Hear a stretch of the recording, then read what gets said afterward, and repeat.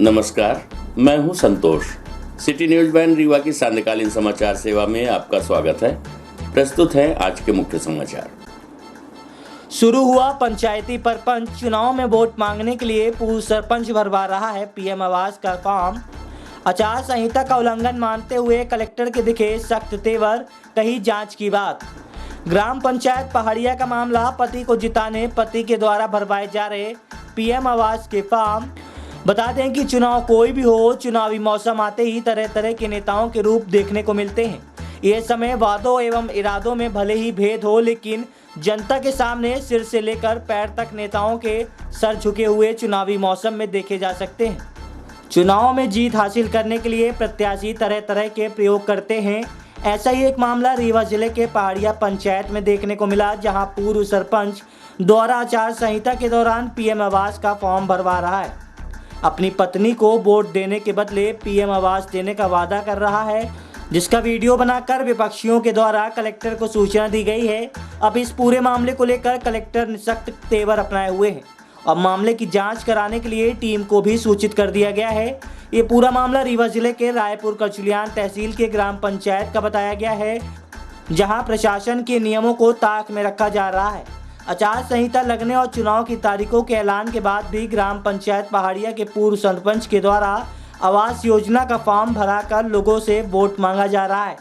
लोगों का ये कहा जा रहा है कि आपका फॉर्म आवास योजना का भर चुका है, आपका नाम आ चुका है, पैसा ट्रांसफर होने वाला है, इसलिए आप मुझे वोट दीजिए।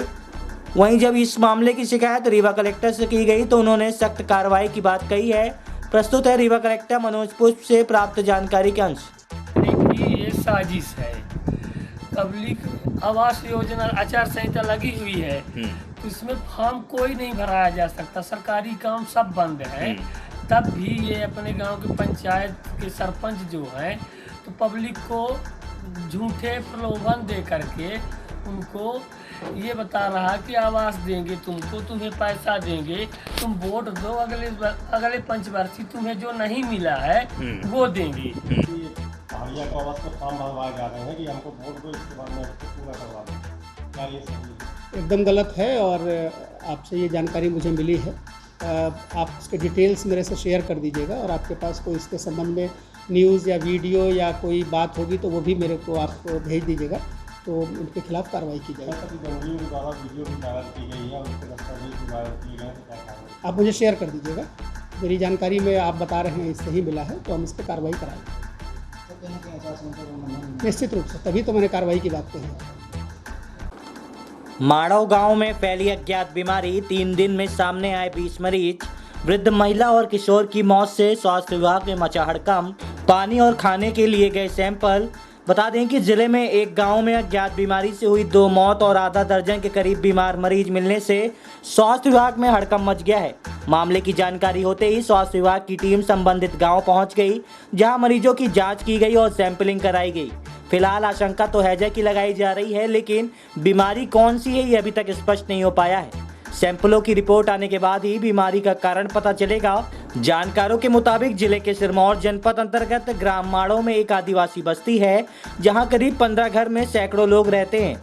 बताया गया कि बीते 3 दिनों के भीतर यहां 2 लोगों की मौत हो गई। इसके साथ साथ करीब आधा दर्जन लोग बीमार पड़ गए हैं। इसके अलावा कुछ बीमारी की चपेट में आकर ठीक भी हुए हैं। सभी मरीजों में शिकायत उल्टी दस्त की है। इस बात की जानकारी कलेक्टर को लगी तो एसडीएम सिरमौर नीलमणि अग्निहोत्री व सीएमएचओ को निर्देशित किया और आनंद फानन में स्वास्थ्य विभाग का प्रशासनिक अधिकारियों सहित टीम बस्ती पहुंच गई, जहां से 5 मरीजों को सामुदायिक स्वास्थ्य केंद्र सिरमौर भेजा गया है। यहाँ चिकित्सकों की विशेष निगरानी में इनका इलाज किया जा रहा है। प्रस्तुत है सीएमएचओ डॉक्टर NN मिश्रा से प्राप्त जानकारी के अंश। माड़व गांव में एक्चुअली हैजा का मामला कल हमारे संज्ञान में आया है। इसके पहले माड़व गांव में 10 तारीख से उल्टी दस्त की शिकायत शुरू हुई थी। वहाँ कर्मचारी काम कर रहे थे हमारे, जैसे ANM MPW सुपरवाइज़र, लोग काम किया। वहाँ पर करीब कल हम जब गए तो 20 लोग प्रभावित हुए थे 10 तारीख से लेकर कल तक। उसमें से 2 व्यक्तियों की मृत्यु हो चुकी थी। उसमें एक लड़का था 5 साल का, वो 1 महीने से बीमार था, यहाँ बड़ी अस्पताल में आया, फिर छुट्टी हुई, पुनः बीमार पड़ा, पुनः बड़ी अस्पताल में भर्ती हुआ। उसके बाद बड़ी अस्पताल में उसकी 10 तारीख को मौत हो गई। इसके अलावा 11 तारीख की रात एक 75 वर्ष की महिला की घर ही में करीब 12-1 बजे रात मौत हो गई, उसको उल्टी दस्त था। तो ये हुआ है। उसके बाद कल टीम गई तो वहाँ पे कुएं का पानी का सैंपल लिया गया है, जो परीक्षण हेतु जांच हेतु यहाँ रीवा आया है। उस पर रिपोर्ट आ गई होगी। वहाँ एक घर में शादी भी थी 2-3 दिन पहले, तो लोगों ने इकट्ठा खाना बना था, सब लोगों ने मिल के खाया है, आदिवासी लोग थे, तो उसकी भी संभावना हो सकती है। एकदम क्लियर नहीं है कि खाना है या पानी है, दो में से बहरहाल कोई एक चीज़ है, उसके कारण ये समस्याएं हुई। सब मौके पर गए थे और मौके पर हमने अपने स्टाफ की 1 हफ्ते लगातार ड्यूटी लगा दी है। उस ड्यूटी में 5 लोग हैं, हमारी एएनएम हैं, आशा हैं, सुपरवाइज़र हैं, एमपीडब्ल्यू है, सीएचओ करके एक लड़की होती पोस्ट, वो है। ये 5 लोग लगातार 7 दिन तक निगरानी रखेंगे उस जगह की, जिससे कोई घटना न होने पाए। आज एक मौत हुई महिला की, पता लगा है करीब 85 साल की महिला, उसकी जो है मृत्यु हो गई। वो बहुत दिनों से बीमार थी, खाना पीना नहीं खा रही थी, उसको उल्टी दस्त की शिकायत नहीं थी, ये पता लगा। जिस तरह से हैजा की बात निकल के सामने आ रही है, क्या हैजा ही है? हैजा नहीं है, हैजा एक्चुअली कालरा होता है, वो चीज़ तो नहीं है, साधारण उल्टी दस्त है जो प्रदूषित खान पान या कि पानी से होता है, उसी से है ये। लक्ष्मण बाग संस्थान के कृषि योग्य भूमियों की हुई नीलामी। आपको बता दें कि लक्ष्मण बाग संस्थान के प्रशासक एवं कलेक्टर मनोज पुष्प के निर्देशानुसार आज लक्ष्मण बाग मंदिर परिसर में लक्ष्मण बाग संस्थान के विभिन्न क्षेत्रों में फैली कृषि योग्य भूमियों की नीलामी की गई है। नायब तहसीलदार हुजूर यतीश शुक्ला के द्वारा इस कार्रवाई को पूरा कराया गया, जिसमें मंगुराई, रीवा, खोरकोटी, गोपाल बाग, कुठुलिया, बनिया तालाब, महाजन टोला, रीवा के भूमियों की नीलामी की गई है। बता दें कि लक्ष्मण बाग संस्थान के रखरखाव हेतु जो भूमि कलेक्टर प्रशासक के अंतर्गत है, उसके लक्ष्मण बाग संस्थान के आमदनी हेतु उनकी कृषि योग्य भूमियों की हर वर्ष नीलामी की जाती है, जिसमें ये नीलामी की कार्रवाई कलेक्ट्रेट कार्यालय द्वारा निकाली गई निविदा के अनुसार आज संपन्न कराई गई है। इसमें कुछ कृषि भूमि की नीलामी प्रक्रिया भी बाकी है, जो चंद दिनों में ही पूरी कर ली जाएगी। बता दें कि गोपाल बाग कुठुलिया 27 एकड़ क्षेत्र में फैली हुई है, जिसकी नीलामी 3,78,000 में की गई है। वहीं इसी तरीके से बनिया तालाब के 27 एकड़ कृषि क्षेत्र की भूमि की नीलामी 6,25,000 की नीलामी बोली लगाई गई है।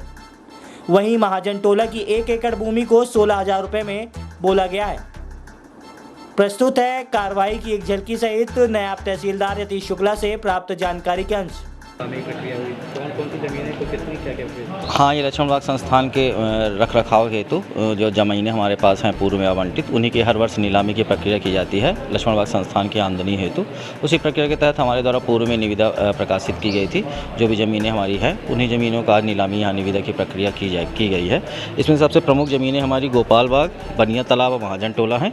गोपाल बाग जो है कुठुलिया में है, उसमें 27 एकड़ ज़मीन है हमारी, उसमें 3,78,000 की हुई है नीलामी। और दूसरी ज़मीन जो हमारी है वो बनिया तालाब की है, वो भी 27 एकड़ की ज़मीन है हमारी, उसमें 6,25,000 का नीलामी बोला गया है अधिकतम। और तीसरी ज़मीन जो हमारी है वो महाजन टोला की है, वो लगभग 1 एकड़ ज़मीन है, तो उसमें 16,000 रुपये की अधिकतम बोली अभी तक बोली गई है। कोई मोहरिया तो मागुरिहाई है और हमारी इससे पहले मागुरिहाई खौरकोठी की हो चुकी है। शुक्रवार को हम लोग कर चुके हैं। यहाँ पर जो और आवेदक गण आए हैं वो मागुरिहाई में भी बोलना चाहते हैं।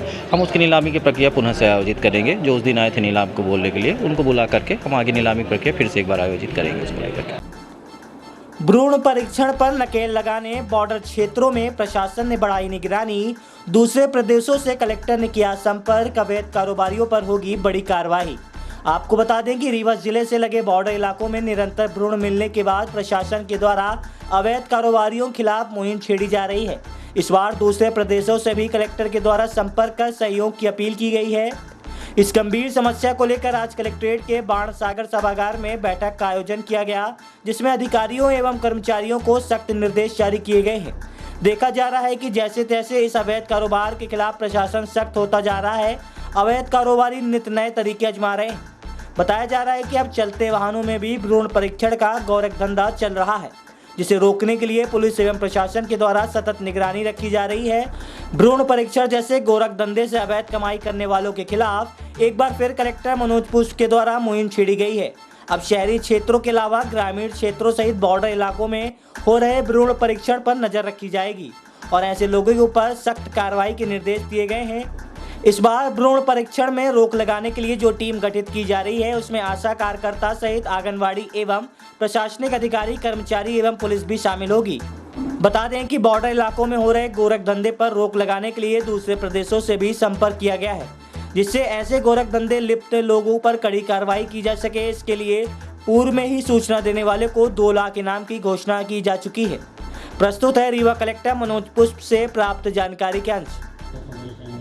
हम लोगों ने अभी PCPNDT की बैठक की है और इसमें हम लोग विस्तार से इन चीज़ों पे लगातार बैठक कर रहे हैं। पिछले दिनों ये चीज़ प्रकाश में आई थी कि बॉर्डरिंग एरिया के कुछ लोग जो हैं कि भ्रूण परीक्षण कराने के लिए बॉर्डर के बाहर कुछ इस तरह के सेंटर डेवलप हुए हैं जहाँ पर जाते हैं। इसके संबंध में हमने मिर्ज़ापुर और इलाहाबाद के कलेक्टर्स को भी पत्र भेजा है।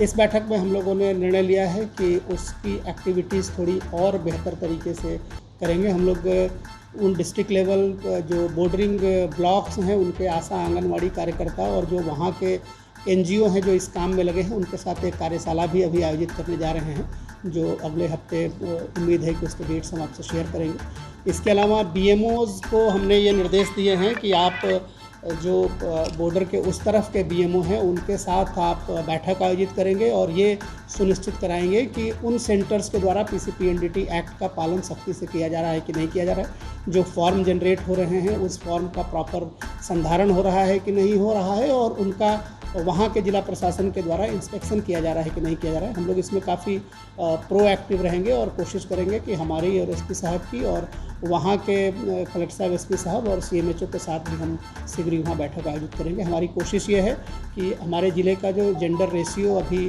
काफ़ी बढ़ा है उसको हम नेशनल लेवल के ऊपर ले जाएँ और न केवल भ्रूण परीक्षण का कोई भी मामला न आए बल्कि जो सेक्स डिटर्मिनेशन के इश्यूज हैं उस पर हम प्रचार प्रसार करेंगे। जो 2 लाख रुपए की इस प्रशासन के द्वारा पुरस्कार की राशि की घोषणा की गई है उसका अच्छा प्रचार प्रसार करेंगे। आप लेकिन पुलिस को सूचना देने पर पुलिस अपने आप को अधिकारी क्यों मानती है और आप मेरे से शेयर किया करें। हम लोग इस पर बहुत ही सख्त है और इसमें सख्त कार्रवाई करेंगे, इसमें कोई डाउट नहीं है। जो जेंडर डिस्क्रिमिनेशन है, सेक्स डिस्क्रिमिनेशन है, इसके ऊपर व्यक्तिगत रूप से मैं काफ़ी सख्त रहूँगा। आप शेयर करेंगे तो उसमें सख्ती से कार्रवाई होगी। चुनाव की पाठशाला में कलेक्टर बने प्राचार्य कर्मचारी और अधिकारियों को दे रहे हैं शिक्षा। बता दें कि अभी तक लोगों को शिक्षा ग्रहण करने के लिए पाठशाला जाते देखा होगा, लेकिन इस बार त्रिस्तरीय पंचायत चुनाव में चुनाव संबंधित शिक्षा लेने के लिए चुनाव की पाठशाला रीवा जिले में शुरू की गई है। कलेक्टर मनोज पुष्प के द्वारा शुरू की गई ये अनोखी पहल मानी जा रही है। इस पाठशाला में चुनाव संबंधित किसी भी प्रकार की जानकारी लेने के लिए कोई भी प्रत्याशी, अधिकारी, कर्मचारी चुनाव संबंधित शिक्षा ले सकता है।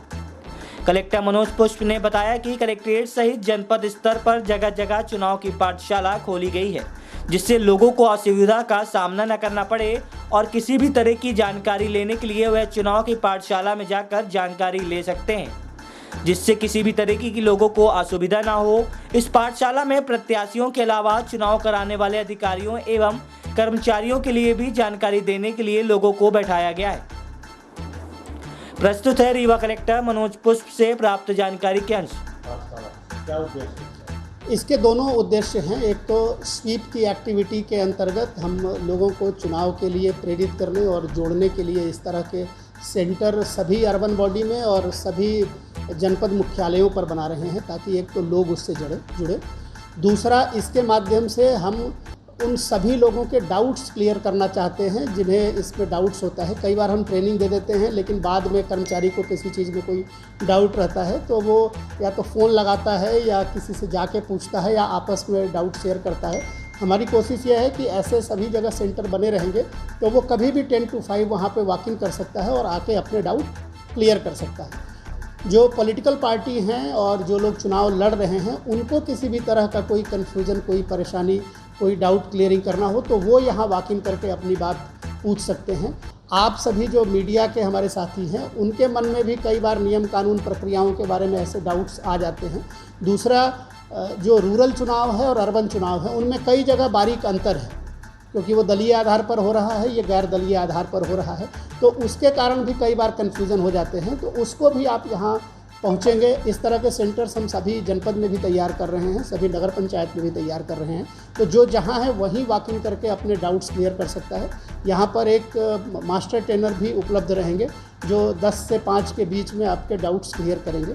इसके अलावा हमने ईवीएम के प्रचार के लिए हर अर्बन बॉडी में और नगर निगम क्षेत्र में ईवीएम का हर मोहल्ले में, हर वार्ड में उसका डेमोन्स्ट्रेशन कर रहे हैं, ताकि मतदाताओं को और जो चुनाव से जुड़े हुए राजनीतिक लोग हैं या प्रशासनिक लोग हैं, उन सबको ईवीएम के डेमोन्स्ट्रेशन के संबंध में, उसके ऑपरेशन के संबंध में कोई डाउट्स हो तो वो उसको क्लियर कराएं। एक प्रयोग हम और भी कर रहे हैं ताकि मतदान केंद्रों पर बेहतर व्यवस्था हो। इसके लिए एक कंपटीशन किया जा रहा है कि हमारा मतदान केंद्र सबसे खूबसूरत है, और इसमें हम हर जनपद के 5 सबसे बेहतर को पुरस्कृत करेंगे और ज़िले के टॉप 5 मतदान केंद्र से जुड़े हुए जो हमारे कर्मचारी होंगे उनको हम करेंगे। उसके लिए हर पंचायत, हर मतदान केंद्र पर एक कोर टीम बन रही है, जिसमें कटिंग एज के लोग होंगे, ग्राम सहायक है, रोजगार सहायक है, आंगनवाड़ी कार्यकर्ता है, इस तरह के जो लोग हैं वो रहेंगे और ज़िले के सभी जनपद पंचायतों में 5 सबसे खूबसूरत मतदान केंद्रों को और ज़िले भर के 5 सबसे खूबसूरत मतदान केंद्रों को पुरस्कृत किया जाएगा। निर्वाचन ड्यूटी में 90 लोगों में से अब तक 49 कर्मचारी पाए गए अनफिट, प्रशासन के सामने बड़ी चुनौती। बता दें कि प्रदेश सहित रीवा जिले में त्रिस्तरीय पंचायत चुनाव का बिगुल बज चुका है, जिसकी तैयारियां भी अब शुरू की जा चुकी है। चुनाव संपूर्ण कराने में हजारों अधिकारी कर्मचारियों की ड्यूटी लगाई जाती है। वहीं कुछ ऐसे भी लोग हैं जो निर्वाचन ड्यूटी से बचने बीमारी का बहाना भी बताते हैं। इसी की जांच को लेकर स्वास्थ्य विभाग की टीम जिला पंचायत में बैठाई गई है, जिससे सत्यता का पता चल सके। निर्वाचन कार्य में लगे कर्मचारियों और अधिकारियों के स्वास्थ्य का परीक्षण कर रहे डॉक्टर BL मिश्रा ने बताया कि यहां जांच टीम 31 मई से कार्य कर रही है, जिसमें अब तक करीब 1 सैकड़ा आवेदनों में से 49 आवेदन सही पाए गए। इनमें कर्मचारी निर्वाचन हेतु अन्य उपयुक्त हैं। इसके पीछे गंभीर बीमारी बताई गई है। उन्होंने बताया कि चुनाव ड्यूटी से बचने के लिए अक्सर कर्मचारी और अधिकारी मेडिकल रिपोर्ट बनवा लेते हैं। उनके स्वास्थ्य का परीक्षण करने के लिए कलेक्टर मनोज पुष्प द्वारा मेडिकल बोर्ड का गठन जिला स्तर पर किया गया है। मेडिकल बोर्ड की टीम द्वारा उन कर्मचारियों का स्वास्थ्य परीक्षण किया जाएगा जिनके द्वारा स्वास्थ्य संबंधी शिकायत करते हुए निर्वाचन कार्य से अलग होने के लिए आवेदन दिया जाएगा। उन्होंने बताया कि अब तक जिले भर से 100 आवेदन स्वास्थ्य संबंधी कर्मचारी और अधिकारियों के द्वारा आ चुके हैं, जिनमें से सभी का परीक्षण किया गया है और अब तक 49 कर्मचारियों और अधिकारी चुनाव ड्यूटी कराने के लिए अनुपयुक्त पाए गए हैं। प्रस्तुत है डॉक्टर BL मिश्रा से प्राप्त जानकारी के अनुसार। यहाँ पर डॉक्टरों की टीम बैठाई गई है जिला पंचायत में, क्या है इसके मुख्य कारण? जैसा कि हम सबको मालूम है कि वर्तमान में मध्य प्रदेश में त्रिस्तरीय पंचायत राज के चुनाव प्रगति पर हैं और हर टीम में काफ़ी संख्या में कर्मचारियों की ज़रूरत पड़ती है और बहुत से कर्मचारी अस्वस्थ होते हैं। उन्हीं का परीक्षण करने के लिए जिला प्रशासन और CO साहब, कलेक्टर साहब ने ये आदेश किया है कि जो वास्तव में जो आवेदन देते हैं कर्मचारी स्वास्थ्य प्रमाण पत्र, तो वास्तव में वो चुनाव कराने लायक हैं कि नहीं, फिट हैं या अनफिट हैं, उसी का परीक्षण हमारे जिला अस्पताल के 2 चिकित्सीय टीम हम लोग परीक्षण कर रहे हैं। जिनको वास्तव में बीमारी है, वो चल फिर नहीं सकते, दिल का ऑपरेशन हुआ है, हार्ट का ऑपरेशन हुआ है, स्टेंट लगा है या खून की कमी है, खून लगना है या भर्ती हैं अस्पताल में या फ्रैक्चर हो गया है तत्कालिक रूप में, दुर्घटनाएं हुई हैं, तो उनको ऐसे कितने लोग हैं जो अनफिट पाए गए हैं और कितने आवेदन आए हुए हैं? अभी तक 31 तारीख से ये हम लोग देख रहे हैं कार्य। 31 तारीख से अब तक में 87 आवेदन आए हैं। इनमें लगभग 49 लोगों को इस कार्य के लिए उपयुक्त नहीं पाया गया है, उनके स्वास्थ्य को ध्यान में रखते हुए। बाकी लगभग 37-38 लोग को फिट पाया गया है। उन्हें सलाह दी गई है कि शासन के इस कार्यक्रम क्या जानबूझ के भी लोग आवेदन दे देते हैं कि ड्यूटी न करना पड़े? निश्चित रूप से कुछ रहते हैं, ऐसा माना जाता है। आज की खबरों में बस इतना ही। कल हम फिर हाजिर होंगे कुछ नई खबरों के साथ। तब तक के लिए हमें इजाजत दीजिए। नमस्कार।